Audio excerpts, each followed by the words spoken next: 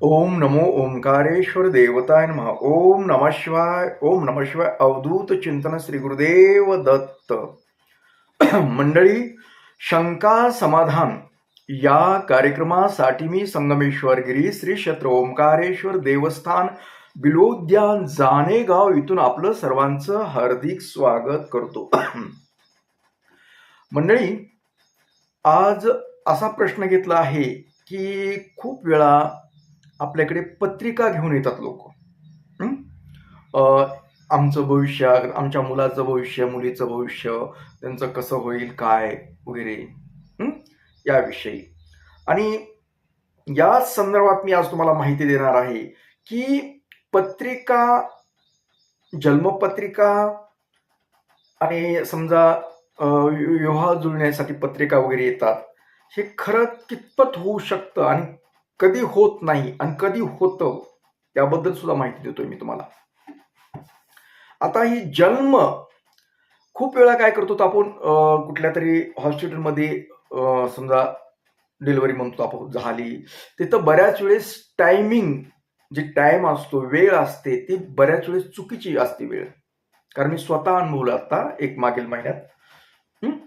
तर मला जी घरच्या बरोबर लोक होते, त्या एक आपल्या जवळच्या माणसाच्या मुलीच्या संदर्भात मी गेलो होतो दवाखान्यात. त्यांना वेळ विचारली तर हे सांगणारे जी व्यक्तीमध्ये त्यांच्यात अर्धा तासाचा फरक येत होता. तर बऱ्याच वेळेस टाइम, वेळ म्हणतो ती चुकीची राहते. त्याच्यामुळं बऱ्याच वेळेस पत्रिका सुद्धा चुकीची बनल्या जाते. हे झालं. बरेच जण आता काय करतात, मुहूर्त पाहतात. कशाचं? की मुहूर्त म्हणजे चांगलं शुभ दिवस कोणता आहे, त्या दिवशीच डिलिव्हरी करायची, म्हणजे शिजर करून टाइम वगैरे. डॉक्टर सुद्धा सांगतात, तुमचं काय असेल, तुमचं शुभ काय असेल तर आम्ही त्यावेळेस तुमची डिलिव्हरी करूया. ही तर पण चूक होते, हा लक्षात घ्या. बऱ्याच वेळेस दिवस कमी भरतात अथवा काहीतरी प्रॉब्लेम होतो. ही एक पद्धत वापरल्या जाते. त्यानंतर आता ह्या अशा गोष्टी कसं असतात, उपरवाल्याच्या ह्याच्यावर असतात. तुम्हाला कधी जन्म द्यायचा, तुमच्या बाळाचं कसं भविष्य ठरायचं, काय, हे आपण नाही ठरवू शकत. ते वरल्याच्या मनावर आहे.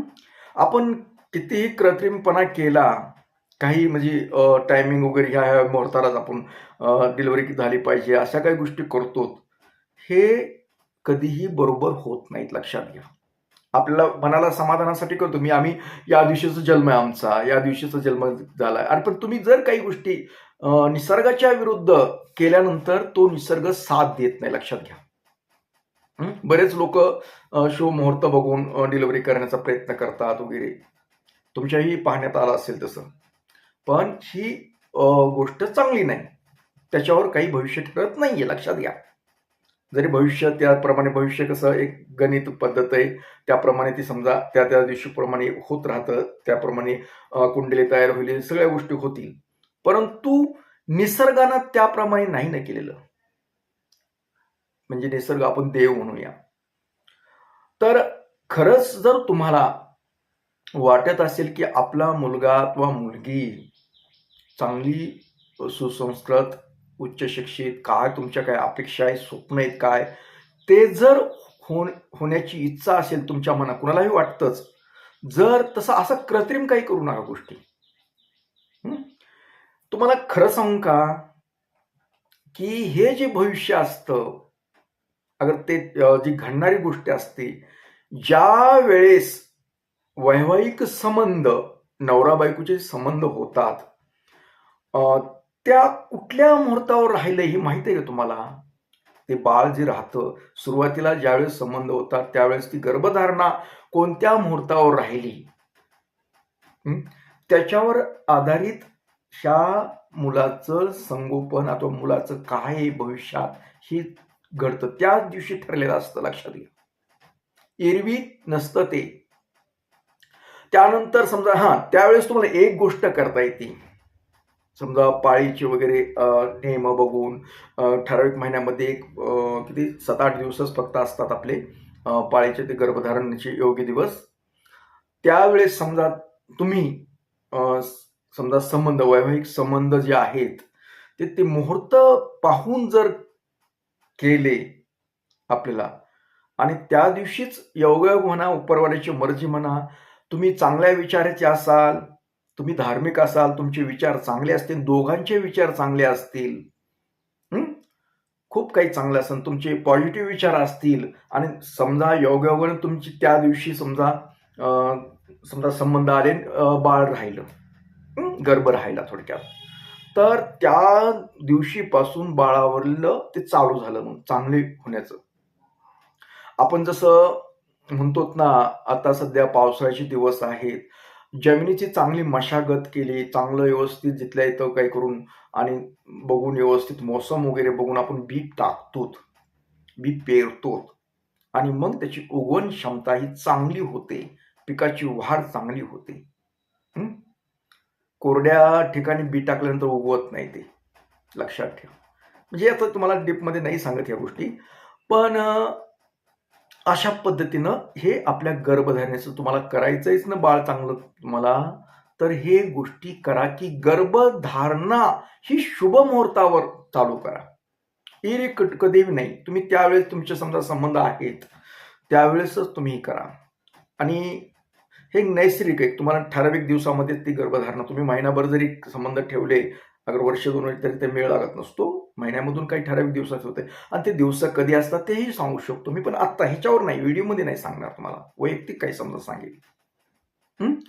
तर अशा पद्धतीनं तुमची गर्भ समजा चांगल्या मुहूर्तावर, चांगल्या विचारामध्ये, तुम्ही दोघांचे विचार चांगले, आनंदात, जर तुमच्या बाळाचं समजा तुम्ही ज्या पद्धतीनं तुमची अपेक्षा आहे त्या पद्धतीनं जर गर्भधारणा झाली तुमच्या समजा मिसेसची, तर बाळ नक्कीच चांगलं होतं, चांगल्या विचाराचं होतं, जीवनामध्ये चांगली प्रगती होती.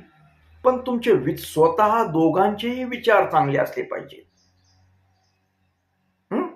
जसे तुमचे विचार असतील तसे बाळाची निर्मिती होती. लक्षात घ्या, बीज ज्यावेळेस पेरलं त्यावेळेसच जसं रोपटं उगवतं चांगलं. ही एक मेन गोष्ट आहे. तुमची पत्रिका ही उपयोग नाही, पत्रिकाचं काही जास्त धरल्या जात नाही, पण तुम्हाला मुळात गर्भधारणा ही एक महत्वाची असते. बाळाचं पुढे काय होणार आहे ते तेव्हापासून चालू झाली असते त्याची पत्रिका, म्हणजे तेव्हापासून धरल्या जाते त्याचं आयुष्यातलं काय ते. आता राहिलं काय पुढे, जसं आपण जमीन समजा बी पेरल्यानंतर आपण त्याची खूप जसं रोपटं उगवल्यानंतर आपण त्याचे संगोपन वगैरे चांगलं करतो वगैरे, त्याची मशागत चांगलं, तसं ते आपलं कर्तव्य. पण याबरोबर आपल्याला काय करावं लागेल, ज्यावेळेस गर्भधारणा राहिली असं आपल्याला समजलं, गर्भ राहिला आहे, त्यावेळेस पासून गर्भसंस्कार करणं फार महत्वाचं असतं. पुढे बाळाच्या आयुष्यामध्ये काही गोष्टी चांगल्या होण्यासाठी तुम्हाला त्या गर्भावर संस्कार करणं गरजेचं आहे. ज्यावेळेस बाईला अथवा स्त्रीला समजा गर्भ राहिला, मग तिनं चांगले विचार ठेवणं, पॉझिटिव्ह राहणं, होकारात्मक विचार, भांडण तंटे अशा गोष्टीत रस न घेणं, अगर कुठल्या उद्योगाच्या विषयी चांगले विचारानं मनामध्ये काही समजा तुम्हाला काय वाटतंय, आपल्या मुलानं मुलीनं काय पुढे व्हावं असे विचार, तशा पद्धतीचं काही पाहणं, वाचन करणं, आपल्याला जे अपेक्षित आहे ते आपण मनामध्ये विचार आणून त्याचं मनन चिंतन अशा गोष्टी केलं. देवाचं तर करावंच, नामस्मरण करावं, मंत्रजप करावा, देवपूजा करावी. म्हणजे देवपूजा अशा गोष्टीमध्ये जर तुम्ही रस घेतला तर बाळावर ते गर्भसंस्कार होतात, आणि गर्भसंस्कार झाल्यानंतर बाळ सुद्धा धार्मिक वृत्तीचं होतं. आलंय लक्षात तुमच्या? तुम्हाला जे अपेक्षित आहे ते गर्भावर संस्कार करणं गरजेचं आहे. पत्रिकेचा विचार करू नका, पुन्हा जन्म झाल्यानंतर पत्रिका असं होईल तसं होईल हा विचार नाही, तर तुम्हाला गर्भधारणेपासून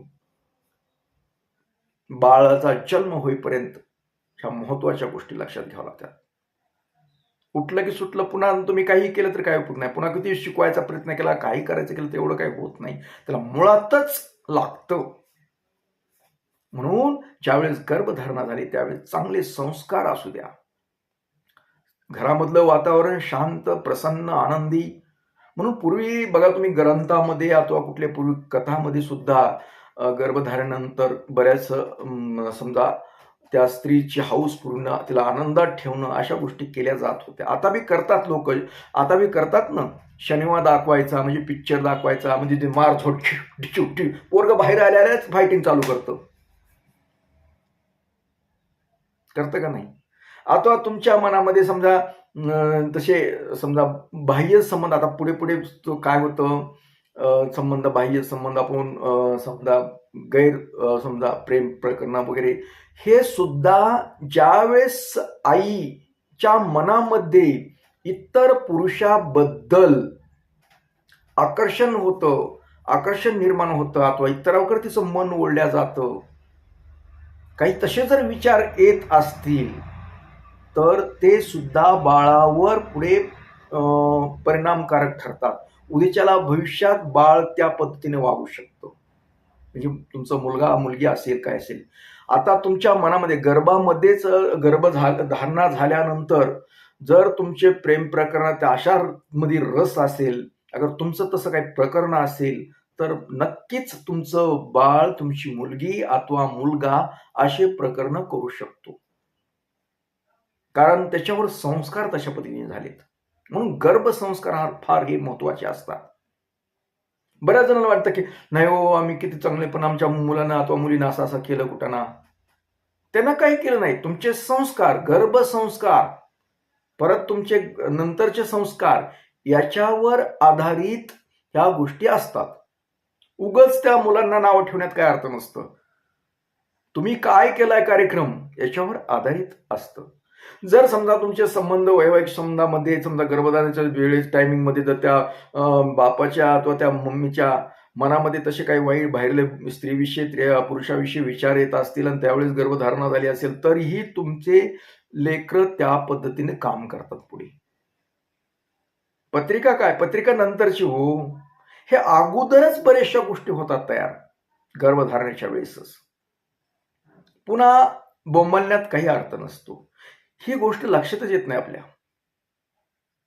म्हणून जर आपल्याला आपलं मूल, मुलगी असो मुलं असो, चांगला व्हावा, चांगलं पुढे जीवनामध्ये प्रगती करावी, चांगले वृत्तीचे व चांगल्या विचाराचे हो, तर तुमचे विचार चांगले असणं गरजेचं आहे. गर्भधारणेपासून. आणि आदर ती होत नसतात तयार.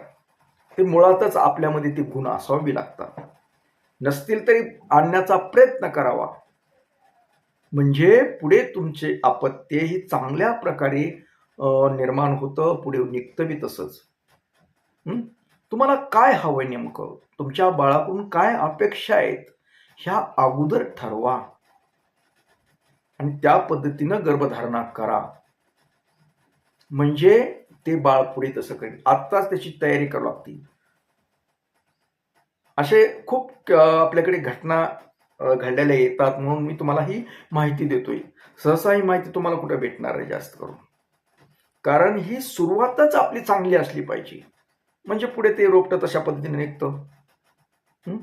म्हणजे एकंदरीत सांगायचंय काय, पत्रिका नंतर जन्म झाल्यानंतर जी ठरते ना, त्याच्यापेक्षा सगळ्यात महत्वाचं, त्याच्यापेक्षा गर्भधारणा ही चांगल्या मुहूर्तावर झाली पाहिजे. चांगल्या मुहूर्तावर गर्भधारणा झाल्यानंतर आणि त्यानंतर गर्भ राहिल्यानंतर त्याच्यावर चांगले संस्कार हे होणं फार गरजेचं आहे, महत्वाचं आहे. त्यासाठी अगोदरच जर आपल्याला वाटत असेल की आपलं बाळ चांगलं व्हावं, चांगल्या गोष्टी पुढे कराव्या, त्यानंतर ज्यावेळेस तुम्हाला गर्भधारणा करायची आहे त्यावेळेसपासूनच तयारी करावी, एवढी मी तुम्हाला विनंती करतो. तर असो, ही बोलायला खूप आहे असं, पण वेळेअभावी मी हे बोलणं इथेच थांबवतो आणि आपला निरोप घेतो. परत भेटणारच आहे अशाच एखाद्या खिश्यासह, शंकेसह. तर तोपर्यंत मंडळी, ओम नमः शिवाय. जय हिंद, जय भारत. सुखी राहा आणि समाधान.